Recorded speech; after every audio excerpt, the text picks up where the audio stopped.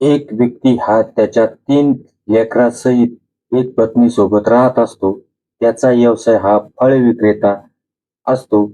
तो फळ विक्रीसाठी सकाळी घराच्या बाहेर पडायचा, तर थेट रात्री 10 वाजता यायचा. त्याची मुलं मोठाले असल्यामुळं त्याची बायको ही रिकामी राहायची. तिच्याजवळ स्मार्टफोन होता आणि ती फोनमध्ये Instagram, Facebook असे विविध ॲप चालत बसायची, टाईमपास करत बसायची. एके दिवशी तिला 24 वर्ष वयाच्या मुलाचा एस-एम-एस येतो आणि ती 40 वर्षाची महिला आतून खूप आनंदून जाते. आनंदाच्या भरात नाचायला लागते आणि त्याच्यानंतर त्या 24 वर्षीय मुलाचं आणि 40 वर्षीय महिलेचं झंगाट जुटतं.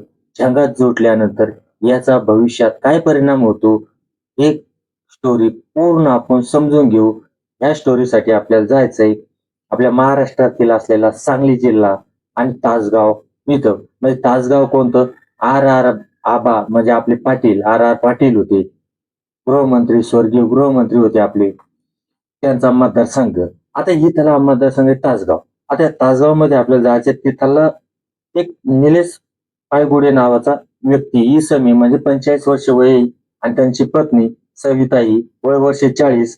या दोघा जणांचं 3 लेकरं असते म्हणजे 2 मुली, 1 मुलगा. आता विचार करा तुम्ही खाणारे तोंड झाले 5, कमावणारा व्यक्ती झाला 1. म्हणजे याला काय करायला लागायचं, की धंदा जास्त वाढवावा लागायचा. म्हणजे फळं जास्तीत जास्त आणावं लागायची आणि एक फळ विक्रेत्याचं कसं असतं, हप्त्यातून किंवा 5 दिवसातून मार्केटला जायचं, फळं विकत आणायची, पुन्हा गाडी लावायची. गाडी लावल्यानंतर पुन्हा ते गाडीचं ओझं पुन्हा लोटत आणायचं, नाही विकलेलं पुन्हा घरी साठवायचं, पुन्हा गाडीत भरायचं, पुन्हा हातगाडी तिथं नेऊन लावायची. अशी ते जड कामं असते आणि प्रत्येक किलोच्या 1 किलो फळामागं किंवा 1 डझन केळामागं ₹5 पासून तर 10, 7, ₹8 नफा घेत असतात. अशा नफ्यावर ते आणि त्यांचा घर खर्च चालायचा. आता हे काय करायचं, आता यांची मुलं होते मोठाली. आता मोठाली मुलं झाल्यानंतर ही मोठी मुलगी अंदाजे म्हणजे 3 मुलं, 2 मुली आणि 1 मुलगा म्हणल्यानंतर 1 मूल पहिल्या 2 मुली असायला पाहिजे आणि नंतर 1 मुलगा. आता पहिली मोठी मुलगी काय करायची, आईला स्वयंपाकात घरकामात हातभार लावायची. आता ते लवकर व्हायचं. लवकर झाल्यानंतर सविताचा वेळ जात नसे. आता मग हिचा वेळ जावा म्हणून हिच्याजवळ काय होतं स्मार्टफोन. आता घराघरातनं स्मार्टफोन आले. स्मार्टफोन आल्यानंतर त्याच्यात पहिलेच कंपनी कोणी ॲप येतात.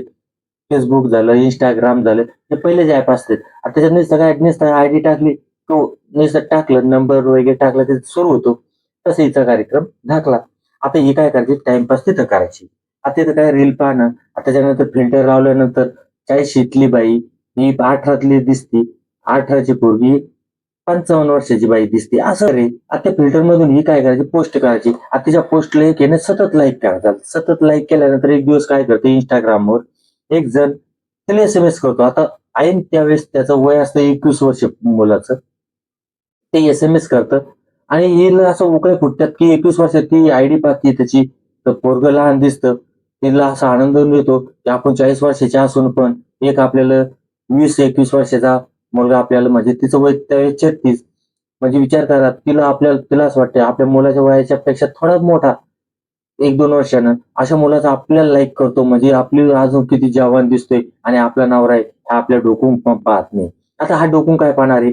कारण याची 3 लेकरं झाली. त्याच्यानंतर हा काय करायचा? जायचा. आता वजाचं काम राहायचं. दिवसभर बसायचं. ग्राहकासोबत डोकं लावायचं. प्रत्येक ग्राहक मध्ये एवढ्यात नाही एवढ्यात द्या, तेवढ्यात नाही तेवढ्यात द्या. वजन तोलायचं. आता हे फळाचा कार्यक्रम म्हणजे असं व्हायचं. आता हा घरी आल्यानंतर थकून जायचा आणि झोपी जायचा. आता हिला काय वाटायचं नवऱ्यानं आपल्यासोबत पहिल्यासारखं करावं.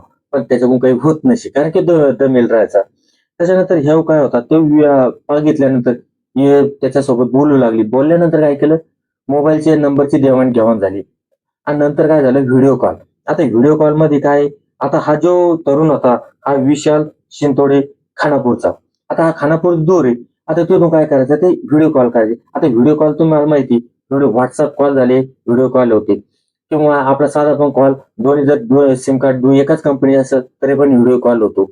आता त्याच्यानंतर त्याचा व्हिडिओ कॉलवर काय राहायचं तुमचे छातीचे बटणं खोलून दाखवा, खालचा भाग दाखवा, गुप्त अंग दाखवा, एकमेकाच्या पायाची आणि त्याच्यानंतर ते काय झाले आकर्षित झाले. आता त्याच्यानंतर यानं निलेशनं काय सांगितलं, "मग मला तुम्हाला भेटायचं." ते सांगितलं, "तू खानापूरचा, मी इथं." "नाही," म्हणे, "मी मग तुमचा नवरा घरी नसल्यानंतर या कधी नसतो. ते सांगितलं तो सकाळी 8ला जातो, थेट रात्री 10ला येतो. त्या सांगितलं मग मी पण येतो आणि ते इतके दिवशी असा एक दिवस आला, ते दोघं जण तो तासगावला आला. बसनं आला. बसनं आल्यानंतर तिला भेटला. दोघं जणांनी चहा नाश्ता पाणी केला. त्याच्यानंतर तासगावपासून दूर असलेल्या भागात म्हणजे आता तुम्हाला माहिती आहे लॉज कुठं पण आहे. रोडवर रोडला पण लॉज आहे, गावात पण लॉज आहे. पहिले काय राहायचे बस स्टँड जवळ अशा शहरात अशा ठिकाणी लॉज राहायचे, हॉटेल राहायचे. आता काय झालेले आता जमाना फास्ट झालाय. म्हणून काय झालंय रोडवर कोणत्याही हायवे रोडवर घ्या, कुठेही घ्या 4-5 हॉटेल झाल्यानंतर एक असा येतोच लॉजिंग आणि तिथं ते गेले आणि तिथे गेल्यानंतर काय केलं, आता हा 21 वर्षात त्यावेळेस 21 वर्ष त्या मुलाचं वय आणि हिचं वय 37 वर्ष. म्हणजे यांच्यात काय झालं, याच्यात मस्तपैकी एकमेकांची कापडं काढल्या गेली, एकमेकांची खूप चाटल्या गेली, खूप रंगारंग कार्यक्रम झाला. तिथं जे पाहायचं ते पाहायला गेलं आणि त्याच्यानंतर त्याचं काय झालं, आता हे नवाट पोरं नेमकेच मिशा फुटेल, मिसरूट फुटेल. 21 वर्षाचं म्हणजे काय आलं ते. आता याचं काय याच्या नांगरणीत आणि तिचा नवरा जो 45 वर्षाचा आहे, याच्या नांगरणीत खूप मोठा फरक होता. कारण की हिचं अंग पूर्णतः घामाघूम झालं. पूर्ण घाम घाम काढला गेला. एक एक राउंड झाल्यानंतर दुसरा राउंड झाला. दुसरा राउंड झाल्यानंतर तिसरा राउंड झाला. जमीन पूर्णतः शांत झाली. पूर्ण पावसाचा फवारा पडला. सगळं काही घामाघूम होऊन सर्व शांत झालं. त्याच्यानंतर तिला काय वाटलं, तिला माझा वाटू लागली. त्याच्यानंतर हिनं त्याला विचारलं, की त्याच्यानंतर यानं सांगितलं, "मी एक नोकरी करतोय आणि त्या नोकरीत मला 30-35 हजार रुपये पगार आहे. त्याच्यामुळे आपल्याला काही टेन्शन नाही. आता याचं लग्न होईल नव्हतं, याला कोणी विचारणार नव्हतं. हा नेहमी काय तिथे यायचा."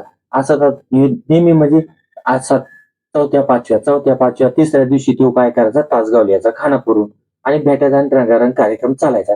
आता इकडे काय करायचंय, हे जे निलेश हे गाडी लावल्यानंतर हे काय करायचं, काही काम पडलं की बायकोला फोन लावायचे. आता बायकोला फोन लावल्यानंतर तो फोन ती घरी ठेवून द्यायची.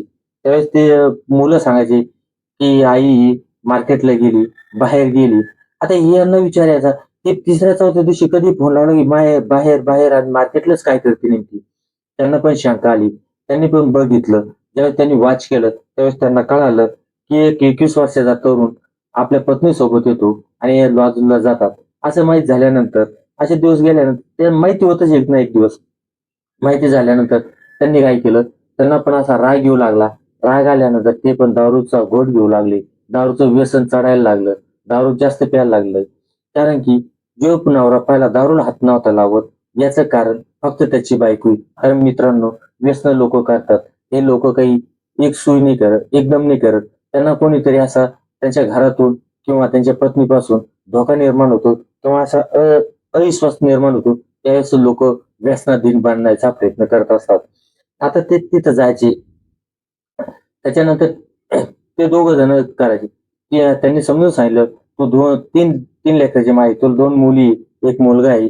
आपलं घर संसार बघायचा आहे. तू अशी रिकामी कामं करू नको." पण काय झालंय मित्रांनो, 30च्या समोर ते 85 पर्यंत काय झालंय काही कळून नाही राहिलं. कारण की स्त्रियांना काय वाटायला लागले, काय नाही. त्यांना काय आज जसे 16 वर्ष धोक्याचं, तसं ते 35 ते 45 वर्ष हे वय धोक्याचं झालंय, असं म्हणायला हरकत नाही. कारण की आपल्या स्टोरी पूर्ण बघितल्यानंतर, सर्व सारांश बघितल्यानंतर आणि जे अनैतिक संबंध तयार होते, जे लफडे तयार होते, हे कमीत कमी 30च्या समोरपर्यंतच 30 पासून समोरच्या बाईची ते 45च्या बाईच्या आतल्याच बाईचे लफडे जास्तीत जास्त दिसायला लागले. क्राईम पण इथंच घडायला लागलाय. आणि इथं काहीतरी खोट आहे किंवा इथं काहीतरी मेक आहे. कारण की एक तर न्यूट्रिशन शरीराला भेटत नाही. त्याच्यामुळे शरीरातले हार्मोन्स इनबॅलन्स झालेत. आता ते बॅलन्स करण्याचा प्रयत्न करून बघण्याचा प्रयत्न करा. कारण की आणि एक आहे, मी तुम्हाला हात जोडून सांगू शकतो, की ज्यावेळेस तुमच्या स्त्रीचं 30 वर्षाच्या नंतर वय होईल, त्यावेळेस स्त्रीला वेळ देत चला. कारण की असं नका समजू, की आता काही गरज नाही. आता तर खरी गरज असते. कारण त्यावेळेस पाहिजे, त्याच वेळेस पाहिजे. आता त्याच्यानंतर यांचं दुर्लक्ष झालं होतं. मग यांचं काय झालं, आता हे काय करायचे, निलेश हा आला, की तिकडून टूक टाकून यायचा आणि कुटत बसायचा. कुटत बसल्यानंतर आता ही जाम वैतागली आणि तिनं वैतागल्यानंतर तिनं असं ठरवलं, की आता हा निलेशचाच काटा काढू. आता निलेशचा काटा काढणं इतकं सोपं पण नव्हतं. पण आता यमराजाचा वरून आदेश सुटला. असं सांगितलं आता कोणाला तरी उचलायची पाळी झाली म्हणजे हिचं आणि ह्या विशालचं आणि सविताचं पाप आता जास्त झालंय. आता कोणाला तरी उचलायची पाळी झाली म्हणजे याला पापाचे फळ भोगायला लावायचे. म्हणून यमराज तिथून निघाले यमदूत निघाले. आता कोणाला उचलतात बघू. असाच एक दिवस 24 ऑक्टोबर 2025 दिवस उजाडला. आता तासगावमध्ये काही कार्यक्रमानिमित्त गावात गाण्याचा कार्यक्रम ठेवला होता. त्याने सांगितलं मी आता 11 वाजता येईल आणि जेवण करेन आणि झोपी जाईल. तो जेवण काढून ठेव आणि तो झोपी जा. ज्यावेळेस ते गेले, आता हिनं काय केलं, हिनं त्या आपला जो प्रियकर आहे, वय वर्ष आता पण 24 झालेलं आहे त्याचं, त्याला फोन लावला, त्याला खानापुरम बोलवलं, घरात लपवून ठेवलं आणि हे आले, निलेश पायगुडे आले, जेवण केलं आणि अंथरुणावर झोपले. झोपल्यानंतर हिनं काय केलं, जो घरात लपवलेला प्रियकर होता 24 वर्षाचा विशाल शिंतोडे, त्याला सांगितलं की कुऱ्हाडी आणि आता माझ्या नवऱ्याचं कांड कर. आता यानं काय केलं, कुऱ्हाड उचलली, तिथे गेला आणि बघितलं. त्याच्या मनात पुन्हा एक विचार आला की आपण फक्त म्हणजे 4 इंचाच्या जागेसाठी 4 इंच जागा आहे, 4 इंचात जागा, 2 इंचाचं बीड, याच्यासाठी आपण कसं काय खून करायचा, कसं काय आत जायचं. आणि म्हणून तो मागं फिरायला लागला. ती त्याला म्हणायची तू त्याला मार, पण तो मागं फिरायला लागला. तेवढ्याच काय झालं, निलेश रावाला जाग आली. जाग आल्यानंतर त्यांनी त्याच्यावर हल्ला करण्याचा प्रयत्न केला. त्यावेळेस त्यांना बघितलं की आता जर याला नाही मारलं तरी आपण मारणार आहे. म्हणून त्यानं विशालनं ताबडतोब कुऱ्हाडीचा वार केली आणि दोघांच्या ताकदीपुढे एकाची ताकद हारली. त्यावेळेस तिथं मरून पडली आणि त्याच्यात चादर टाकली आणि चादर टाकल्यानंतर सकाळी सकाळी पुन्हा हिनं नाटक करायला सुरुवात केलं. मोठ्या मोठ्या रडायला सुरुवात केली. पोलीसवाले आले, पोलीसवाल्यांनी पंचनामा केला आणि ज्यावेळेस सविताचा मोबाईल त्यानं सर्व्हिलन्सला टाकला, तिचे पूर्ण डाटा काढल्यानंतर पूर्णतः त्यांना दिसलं विशाल शिंतोडे सोबत तिची खूप मोठी चॅटिंग आहे आणि खूप कॉल आहे. त्याच्यानंतर विशालला विचारलं. विशालला विचारल्यानंतर विशालनं सगळी कथा सांगितली. खून कसा झाला, काय झालाय. मित्रांनो विचार करा, फक्त एक बाई नुसती फक्त एकासाठी म्हणजे आपल्या शारीरिक संबंधासाठी किती निस्तारावर जाते. कारण की जो नवरा रातचा दिवस बघत नाही आणि कशात थकत नाही, तो नवरा कामासाठी, हिच्या पोटासाठी आणि मुलांच्या पोटासाठी काम करतोय फक्त, आणि बाईला फक्त कमराखालची भुकईसाठी बाई कितकोण्या थरावर जाऊ शकते याचा विचार करा. कारण ह्या स्टोरीला आपल्या कोणा काही बदनाम करायचं नाही, काय नाही. फक्त तुम्हाला एवढं सांगायचंय, तिशीच्या नंतर जेवढं घरी लक्ष द्यायला जाईल तेवढं घरी लक्ष द्या. बाहेर लक्ष देऊ नका. बाहेर काय चाललंय हे बघू नका. पहिलं आपलं घर सुरक्षित ठेवा, सुरक्षित बनवा. त्याच बाहेरच्या दुनियाची लक्ष ठेवा. त्याच्याशिवाय काही मजा नाही मित्रांनो.